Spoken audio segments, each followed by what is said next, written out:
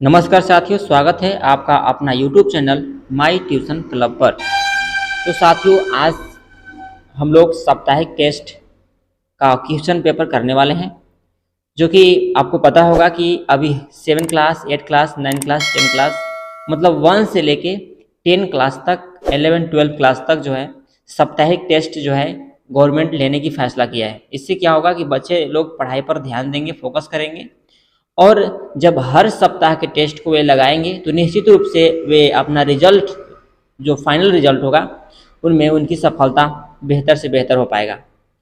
तो ये जो है क्लास 7 का, हम बारी बारी से 8 क्लास का और 9 क्लास का, 10 क्लास का हम बारी बारी से सबका कराएंगे। जिस का भी आपको ज़रूरत पड़े आप मुझे कमेंट बॉक्स में लिख करके बताइएगा कौन से क्लास का आपको साप्ताहिक टेस्ट का क्वेश्चन पेपर चाहिए। तो ये देख रहे हैं, आपको ये ओरिजिनल क्वेश्चंस आपको देख पा रहे हैं। यहाँ पर पूरा लिखा हुआ है झारखंड सरकार शैक्षिक अनुसंधान एवं प्रशिक्षण परिषद रांची।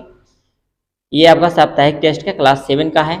इसमें हम लोग बात कर लें तो ये विज्ञान का टेस्ट पेपर है और यह 1 घंटा 15 मिनट का समय यहाँ पर मिलता है आपको, और टोटल पूर्णांक 40 नंबर का होता है। ठीक है, इसमें क्या है, सामान्य निर्देश में हम लोग बात करें तो इसमें है सही प्रश्न जो है वस्तुनिष्ठ प्रश्न है। सही प्रश्न को देना उत्तर अनिवार्य है। ठीक है, क्या है, सही प्रश्न को उत्तर देना क्या है, अनिवार्य है। इसमें कुल क्या है, 10 प्रश्न है। ठीक है, 10 प्रश्न है, 10 प्रश्न है, और इसमें एक प्रश्न जो होता है आपका 4 नंबर का होता है ना। यानी 10 प्रश्न जो हो गया आपका 10 चौका 40 नंबर का आपका मिलता है। इस तरह से यानी प्रत्येक प्रश्न के लिए जो अंक है वो आपका 4 अंक है, और गलत उत्तर के लिए कोई ऋणात्मक अंक नहीं है। यदि आपका गलत हो जाता है तो ज़्यादा डिमोटिवेट होने की ज़रूरत नहीं है, कोई दिक्कत नहीं होगा, अगले बार से सुधार सकते हैं आप, इसमें आपका नंबर नहीं कटेगा। इस तरह से आपका और है 6 में क्या है, 6 निर्देश है कि सभी प्रश्न के लिए 4 विकल्प दिए हुए हैं, और सभी विकल्प ABCD में आपको चयन करना है और उसे उत्तर पुस्तिका में लिखना है। ठीक है, तो ये एक आपको उत्तर पुस्तिका मिलती है ये विद्यालय की तरफ से, और उसी में आपको सारा चीज़ को भरना है। तो प्रश्न संख्या फर्स्ट क्या कहता है, इसको थोड़ा सा हम जूम कर लेते हैं। चलिए, उम्मीद है कि आपको ये क्वेश्चन आपको अच्छी तरह से दिख रहा होगा। इस तरह से पहला क्वेश्चन क्या है कि चाल का सही मात्रक पूछ रहा है। ठीक है, चाल का सही मात्रक क्या होता है, तो चाल का सही मात्रक देखिए यहाँ पर मीटर प्रति सेकेंड, किलोमीटर प्रति सेकेंड, या सेंटीमीटर या सेकेंड। तो यहाँ पर पहले देखिए, पहले आप छांटने का तरीका क्या है कि सबसे पहले आप देखिए कि कौन नहीं है, ये तो नहीं हो सकता है और ये सेंटीमीटर नहीं हो सकता है। ठीक है, अब बचा मीटर प्रति सेकेंड, किलोमीटर प्रति सेकेंड। देखिए, जब भी होगा किलोमीटर प्रति घंटा में होगा। ठीक है, क्या होगा, जब भी होगा किलोमीटर प्रति घंटा में होगा, क्योंकि कोई भी ऐसा बाइक नहीं है जो कि 1 सेकेंड में वह 1 किलोमीटर चल जाए। ठीक है, तो ये जो है ये तो आपका बिल्कुल गलत हो जाएगा। ठीक, तो यहाँ पर क्या होगा, मीटर प्रति सेकेंड, ये हो सकता है कि 1 सेकेंड में वह 1 मीटर की दूरी तय कर ले, तो ये आपका राइट आंसर ए नंबर होगा। ठीक है, क्या होगा, ए नंबर जो आपका राइट आंसर होगा, पहला का ए। चलिए, इसका आंसर ए हो गया। उसी तरह से क्वेश्चन नंबर 2 का है, समय का सही मात्रक पूछा है। तो समय का सही मात्रक मीटर तो होता नहीं है, ये होता है आपका मीटर जो होता है दूरी का सही मात्रक होता है, और सेकेंड जो होता है आपका समय का सही मात्रक सेकेंड होता है। किलोमीटर किसका मात्रक होता है, किलोमीटर जो मात्रक होता है वो दूरी का सही मात्रक होता है। इनमें से कोई नहीं, तो ये तो हो ही बना करेगा, क्योंकि इसका आंसर जो है इसमें आपको दिया गया है। इसका आंसर क्या होगा, ये बी नंबर इसका आंसर होगा, यानी समय का सही मात्रक सेकेंड होता है। ठीक है, अब प्रश्न संख्या 3 है कि समय को सूचित करने का चिन्ह क्या है, मतलब समय को किससे सूचित करते हैं। तो इसका आंसर क्या होगा, एस यानी सेकेंड। ठीक है, इसका आंसर क्या होगा, एस यानी सेकेंड। प्रश्न संख्या क्या है, 4 नंबर, समीकरण को पूरा करने के लिए तय किया गया समय क्या होगा, मतलब समय इक्वल टू फॉर्मूला क्या होता है। ठीक है, समय इक्वल टू फॉर्मूला क्या होता है, तो देखिए आपको पता होगा कि चाल बराबर जो होता है आपका दूरी बटा समय होता है। क्या होता है? दूरी बटा समय होता है। अगर हमको समय का फॉर्मूला पूछा है तो समय इक्वल टू, आप यहाँ से फॉर्मूला निकाल सकते हैं, ठीक है। समय इक्वल टू होता है दूरी बटा चाल। क्या होता है? दूरी बटा आपका चाल हो जाएगा। इस तरह से आपको जो आंसर होगा यानी दूरी बटा चाल, यानी इसका आंसर आप देख पा रहे होंगे कि नीचे चाहे चाल है, तो इसका आंसर क्या होगा? ए नंबर फर्स्ट होगा। उम्मीद है समझ में आ गया होगा। तो इस तरह से अगर आप हर साप्ताहिक अगर टेस्ट को आप बढ़िया से लगा लेते हैं तो निश्चित रूप से आपको फाइनल एग्जाम में कोई परेशानी दिक्कत नहीं होने वाला है। इसलिए वीडियो के अंत तक बने रहिएगा और वीडियो कैसा लगा मुझे कमेंट में जरूर बताइएगा, ठीक है। और अपने दोस्तों के पास भी इस वीडियो को शेयर जरूर कीजिएगा ताकि उन्हें भी अपने रिजल्ट को बेहतर करने में मदद मिले इस वीडियो के माध्यम से। चलिए, तो ये है, हम देखते हैं 6 नंबर, ठीक है। अब देखिए, तो वाहन द्वारा तय की गई दूरी को मापता है। क्या मापता है? देखिए, तय की गई दूरी को मापते हैं। मान लीजिए यहाँ से गाड़ी स्टार्ट है और यहाँ तक पहुँच गया, तो इसकी दूरी को कौन मापेगा? ठीक है, इसकी दूरी को कौन मापेगा? तो आप यहाँ पर देख पा रहे हैं कि पथ मापी यानी यहाँ से यहाँ तक पथ मापेगा। पथ मतलब रास्ता। चाल मापी, तो चाल तो मापने की कोई बात नहीं, दूरी को मापना है हमको। तो ये नहीं कि कितना हम चाल से चल रहे हैं, तो चाल मापी तो होगा ही नहीं, ठीक है। और सिस्मोग्राफी भी नहीं होगा, तो इसका आंसर क्या होगा? पथ मापी होगा, है ना। क्या होगा? पथ मापी, जिसको हम लोग इंग्लिश में ओडोमीटर बोलते हैं। स्पीडोमीटर चाल मापी होता है, ठीक है, और ओडोमीटर पथ मापी होता है। उम्मीद है समझ में आ गया होगा। यानी पांचवा का आंसर जो होगा वो आपका ए होगा, ठीक है। उसी तरह से हम देखते हैं 6 नंबर, लोलक द्वारा दोलन में लगे समय को क्या कहते हैं? ठीक है, लोलक द्वारा एक दोलन में लगे समय को क्या कहते हैं? यानी लोलक इस तरह से होता है, घड़ी में इस तरह से लटका हुआ होता है, और ये लोलक इस तरह से गति करता है। इस तरह से गति क्या करता है। यानी यहाँ से यहाँ तक गति करने में लोलक को कितना समय लगा? यानी एक यहाँ लोलक है, यहाँ से यहाँ गया और यहाँ से पुनः रिटर्न होकर यहाँ आ गया, और तो ये एक दोलन यहाँ से यहाँ तक आने में उसको कितना समय लगा, उसको हम लोग क्या कहेंगे? तो उसको हम लोग कहेंगे आवर्त काल कहेंगे। क्या कहेंगे? आवर्त काल। यानी एक लोलक द्वारा एक दोलन में लगे समय को हम लोग क्या बोलते हैं? आवर्त काल कहते हैं। क्या कहते हैं? आवर्त काल कहते हैं।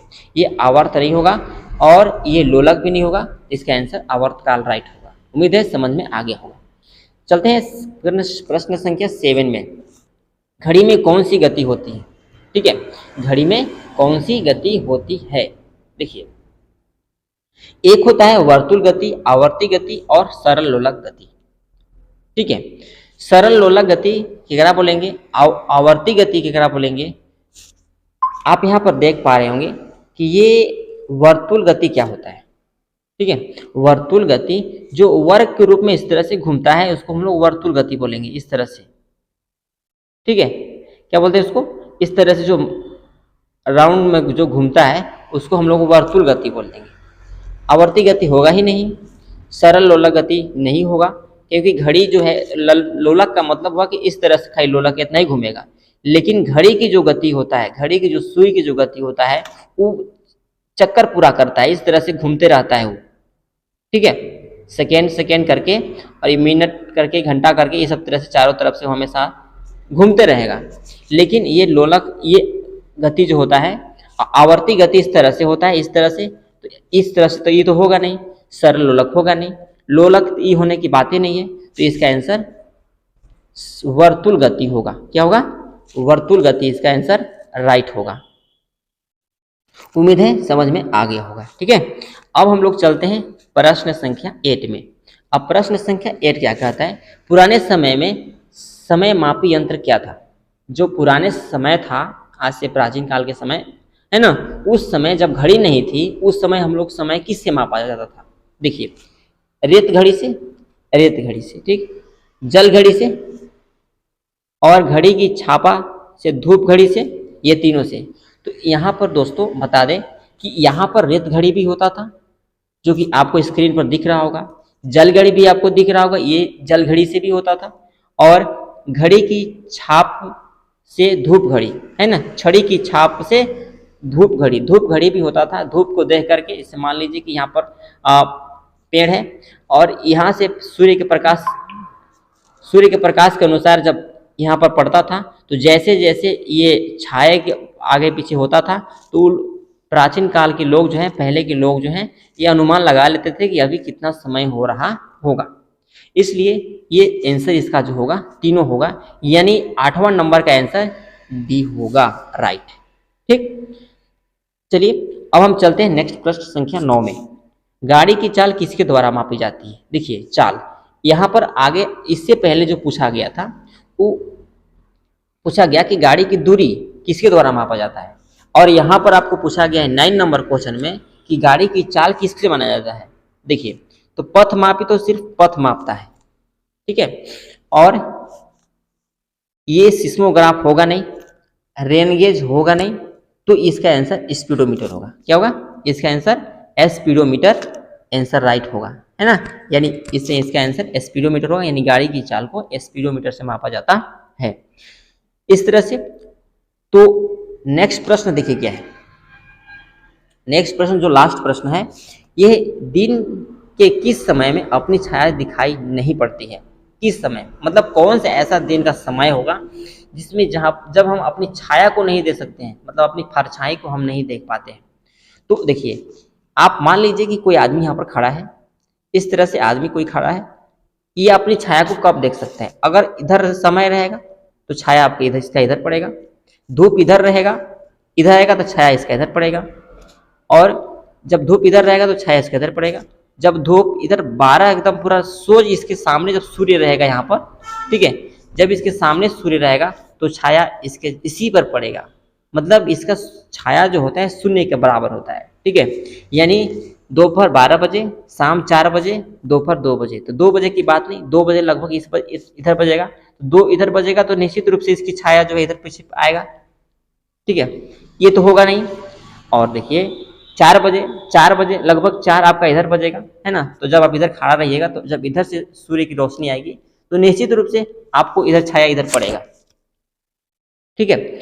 और तो ये समझिए कि आपका आंसर सी भी नहीं होगा, ठीक है।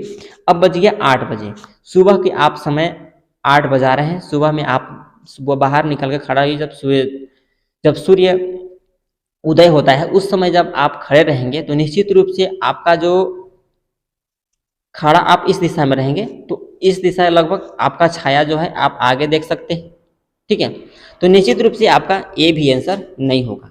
मतलब कि यहाँ से क्लियर ये हुआ कि आपका 2 बजे भी आप अपनी छाया को देख सकते हैं, 4 बजे भी देख सकते हैं, 8 बजे भी देख सकते हैं, लेकिन कब आप छाया नहीं दिखाई देगी तो इसका जो आंसर होगा बिल्कुल राइट, वो आपका होगा ये 12 बजे, दोपहर 12 बजे है आप छाया को नहीं देख पाएंगे, ठीक है।